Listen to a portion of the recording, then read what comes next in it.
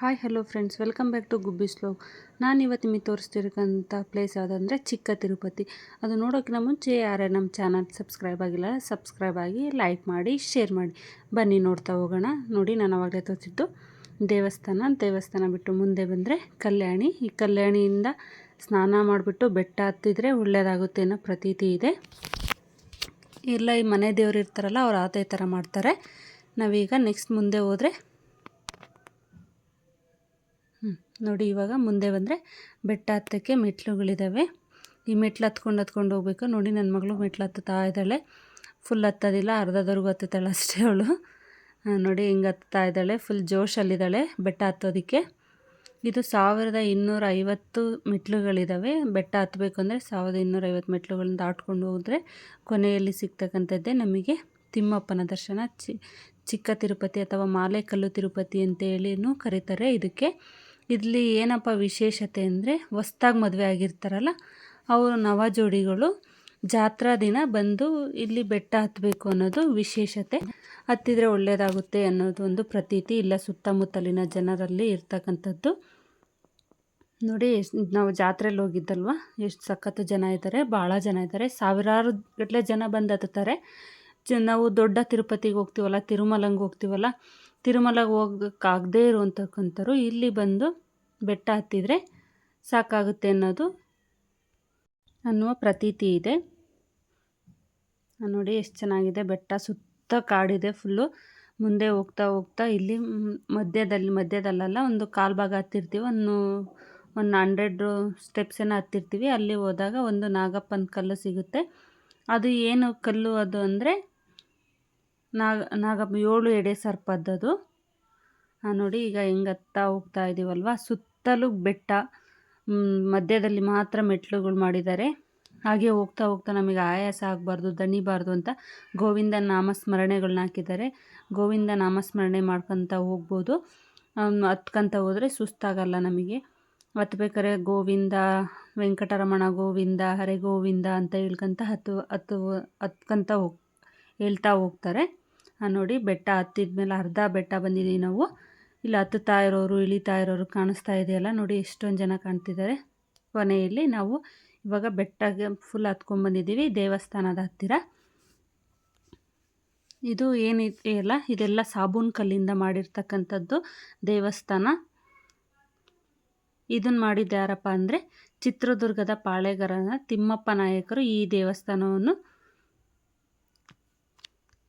ಜೀರ್ಣೋದ್ಧಾರ ಮಾಡಿದ್ದು. ಅದು ಅವರ ಮನೆ ದೇವರಾಗಿತ್ತು. ತಿಮ್ಮಪ್ಪ ಪಾಳೆಗಾರರ ಮನೆ ದೇವರು ತಿಮ್ಮಪ್ಪ ಆಗಿದ್ದರಿಂದ. ನೋಡಿ, ನಾವು ಜಾತ್ರೆ ದಿನ ಬಂದಿದ್ದರಿಂದ ರಶ್ ಇತ್ತು. ಅದಕ್ಕೋಸ್ಕರ ಕ್ಯೂ ನಿಂತ್ಕೊಂಡು ಆಮೇಲೆ ದರ್ಶನಕ್ಕೆ ಹೋಗಬೇಕಿತ್ತು.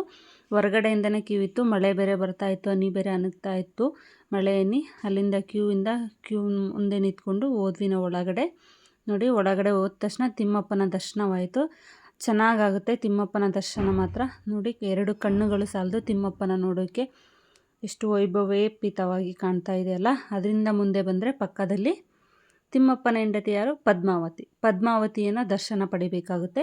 ತಿಮ್ಮಪ್ಪನ ದರ್ಶನ ಪಡೆದು ಮುಂದೆ ಬಂದರೆ ಪದ್ಮಾವತಿ ದರ್ಶನ. ನೋಡಿ, ಪದ್ಮಾವತಿನೂ ಎಷ್ಟು ಚೆನ್ನಾಗಿ ಕಾಣ್ತಾ ಇದೆಯಲ್ಲ, ಅದನ್ನು ನೋಡೋಕ್ಕೆ 2 ಕಣ್ಣುಗಳು ಸಾಲದು. ಅಲ್ಲಿಂದ ಮುಂದೆ ಬಂದರೆ ಹಾಗೆ ಹೊರಗಡೆ ಬಂದರೆ ನಾವು ಕೆಳಗಡೆ ಬೆಟ್ಟದ ಕೆಳಗಡೆ ಬರುತ್ತೇವೆ. ಬೆಟ್ಟದ ಕೆಳಗಡೆ ಇರ್ತಕ್ಕಂಥ ದೇವಸ್ಥಾನ ಯಾವುದಪ್ಪ ಅಂದರೆ ಗೋವಿಂದರಾಜಸ್ವಾಮಿ ದೇವಸ್ಥಾನ.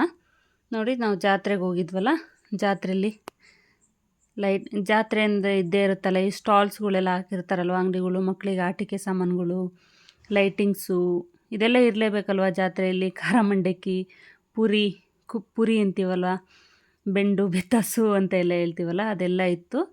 ನೋಡಿ, ಈಗ ಸ್ವಾಮಿ ರಥೋತ್ಸವಕ್ಕೆ ರೆಡಿ ಮಾಡಿದ್ದಾರೆ. ಮತ್ತು ರಥ ಏನಂತೀವಲ್ವ, ರಥ ಎಲ್ಲ ಹೂವಿನ ಅಲಂಕಾರದಿಂದ ಶೃಂಗಾರಗೊಂಡಿದೆ. ಎಷ್ಟು ಚೆನ್ನಾಗಿ ಕಾಣ್ತಿದೆ ಅಲ್ಲ ರಥ.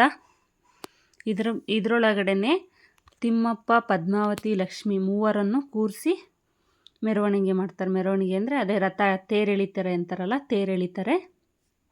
ಆಮೇಲೆ ನಾವು ಒಳಗಡೆ ಗೋವಿಂದರಾಜಸ್ವಾಮಿ ದೇವಸ್ಥಾನ ಒಳಗಡೆ ಹೋಗ್ತೀವಿ. ದೇವಸ್ಥಾನ ಒಳಗಡೆ ಹೋದರೆ ಇಲ್ಲೂ ಕ್ಯೂ ಇರುತ್ತೆ. ಜಾತ್ರೆಯಲ್ಲಿ ಹೋಗಿದ್ದು ಕ್ಯೂ ಇತ್ತು ಸಖತ್ತು. ಒಳಗಡೆ ಹೋದ್ಮೇಲೆ ಅಲ್ಲೂ ಫುಲ್ಲು ದೇವಸ್ಥಾನನೆಲ್ಲ ಹೂವಿಂದ ಅಲಂಕಾರ ಮಾಡಿ ಶೃಂಗಾರಗೊಳಿಸಿದ್ರು. ಎಷ್ಟು ಚೆನ್ನಾಗಿ ಕಾಣ್ತಿದೆ ಅಲ್ಲ ದೇವಸ್ಥಾನನೆಲ್ಲ ಫುಲ್ಲು ಹೂವಿನಿಂದನೇ ಅಲಂಕಾರ ಮಾಡಿದ್ದಾರೆ ಇಲ್ಲಿ. ನೋಡಿ ಎಷ್ಟು ಚೆನ್ನಾಗಿ ಕಾಣ್ತಿದೆ. ಇದು ದೇವಸ್ಥಾನ ಏನಿದೆ ಅಲ್ಲ, ಹೊಯ್ಸಳರ ಶೈಲಿಯಲ್ಲಿ, ಹೊಯ್ಸಳರ ವಾಸ್ತುಶಿಲ್ಪ ಶೈಲಿಯಲ್ಲಿ ಕಟ್ಟಿರ್ತಕ್ಕಂಥ ದೇವಸ್ಥಾನ. ಮೊದಲು ಹಾಸನವನ್ನು ಆಳ್ತಿದ್ದಂಥ ಹೊಯ್ಸಳರಿದ್ರಲ್ಲ, ಅವರು ಕಟ್ಟಿದಂಥ ದೇವಸ್ಥಾನ ಅನ್ನೋದಕ್ಕೋಸ್ಕರ ಇದು ಹೊಯ್ಸಳ ಶೈಲಿಯಲ್ಲಿದೆ. ಈ ಜಾತ್ರೆಯನ್ನು ಯಾವಾಗ ಮಾಡ್ತಾರಪ್ಪ ಅಂದರೆ ನೋಡಿ, ಇವಾಗ ತಿಮ್ಮಪ್ಪನ ದರ್ಶನ ಒಳಗಡೆ ಇರ್ತಕ್ಕಂಥ ಗೋವಿಂದರಾಜಸ್ವಾಮಿ ದೇವಸ್ಥಾನ. ಇದು ಕೆರೆಯಲ್ಲಿ ಹೂಳು ತೆಗಿಬೇಕಾದ್ರೆ ಸಿಕ್ಕಂಥ ದೇವಸ್ಥಾನ ವಿಗ್ರಹ. ನೋಡಿ ರಥ ಎಳಿತಾ ಇದೆ. ಇದು ಯಾವತ್ತಪ್ಪ ರಥ ಮಾಡೋದು, ರಥೋತ್ಸವ ಯಾವತ್ತು ಮಾಡ್ತಾರಪ್ಪ? ಪ್ರತಿ ವರ್ಷ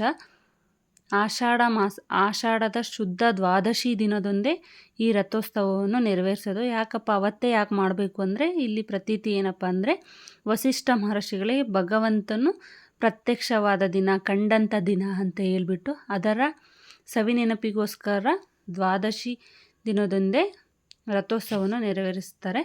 ಅಲ್ಲಿಂದ ಮುಂದೆ ಬಂದರೆ ನಾವು ಕಲ್ಯಾಣಿ ಪಕ್ಕ ಏನಿತ್ತಲ್ವ, ಕಲ್ಯಾಣಿ ಪಕ್ಕದಲ್ಲೇ ವೆಂಕಟಾಪುರಿ ಅಂತನ ಒಂದು ವಾಸ್ತುಶಿಲ್ಪ ಲೋಕವನ್ನು ನಿರ್ಮಿಸಿದ್ದಾರೆ. ನೋಡ್ತಾ ಹೋಗ್ಬೋದು ವಾಸ್ತುಶಿಲ್ಪಗಳನ್ನ, ಎಷ್ಟು ಚೆನ್ನಾಗಿದ್ದಾವಲ್ವ.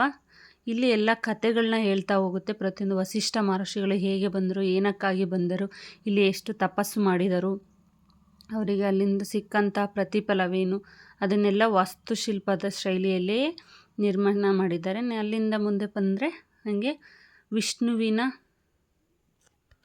ವಿಷ್ಣುವಿನ ಅವತಾರಗಳು ನೋಡ್ಬೋದು. ನೋಡಿ ಎಷ್ಟು ಚೆನ್ನಾಗಿದೆ ಅಲ್ಲ. ಪ್ರತಿಯೊಂದು ವಿಷ್ಣುವಿನ ಎಷ್ಟು ಅವತಾರಗಳೆತ್ತಿದ್ರಲ್ಲ, ಅದು ಎಲ್ಲ ಅವತಾರಗಳನ್ನ ನೋಡ್ತಾ ಹೋಗ್ಬೋದು. ಅಲ್ಲಿಂದ ಹಂಗೆ ಮುಂದೆ ಬಂದರೆ ನಾವು ಕ್ಷೀರಸಾಗರ ಏನು ಕಡಿತಾರಲ್ವ, ದೇವತೆಗಳು ಮತ್ತು ರಾಕ್ಷಸರು ಸಮುದ್ರ ಮಂಥನ ಮಾಡ್ತಾರಲ್ವ, ಅದನ್ನು ನೋಡ್ಬೋದು. ನೋಡಿ ಅಲ್ಲಿ ಯಾರ್ಯಾರಿದ್ರು, ಯಾವ್ಯಾವ ದೇವತೆಗಳಿದ್ರು ಅಂತಲೂ ಸಹ ಮೆನ್ಷನ್ ಮಾಡಿದ್ದಾರೆ, ರಾಕ್ಷಸರುಗಳು. ಅಲ್ಲಿಂದ ಮುಂದೆ ಬಂದರೆ ಪದ್ಮಾವತಿ ಕಲ್ಯಾಣ ಮಾಡ್ತಾರಲ್ವ, ಶ್ರೀನಿವಾಸ ಪದ್ಮಾವತಿ ಕಲ್ಯಾಣ ಆಗಿದ್ದು, ಕುಬೇರನ ಹತ್ರ ಸಾಲ ಪಡೆದಿದ್ದು, ಅದನ್ನು ನೋಡ್ತಾ ಹೋಗ್ಬೋದು. ನೋಡಿ ಎಷ್ಟು ಚೆನ್ನಾಗಿದೆ. ಇದು ಶ್ರೀನಿವಾಸ ಪದ್ಮಾವತಿಯ ಕಲ್ಯಾಣಕ್ಕೆ ಯಾರ್ಯಾರು ಭಾಗಿಯಾಗಿದ್ರು ಅಂತಲೂ ಎಲ್ಲ ಪಿಕ್ಚರು ಬರೆದಿದ್ದಾರಲ್ಲಿ. ಕೊನೆಯದಾಗಿ ವಿಷ್ಣುವಿನ ಅವತಾರವನ್ನು ತೋರಿಸಿದ್ದಾರೆ. ನೋಡಿ ಎಷ್ಟು ಚೆನ್ನಾಗಿದೆ. Thank you for watching my channel. Comment ಮಾಡಿ ತಿಳಿಸಿ ಹೇಗಿತ್ತು ಅಂತ ವಿಡಿಯೋ.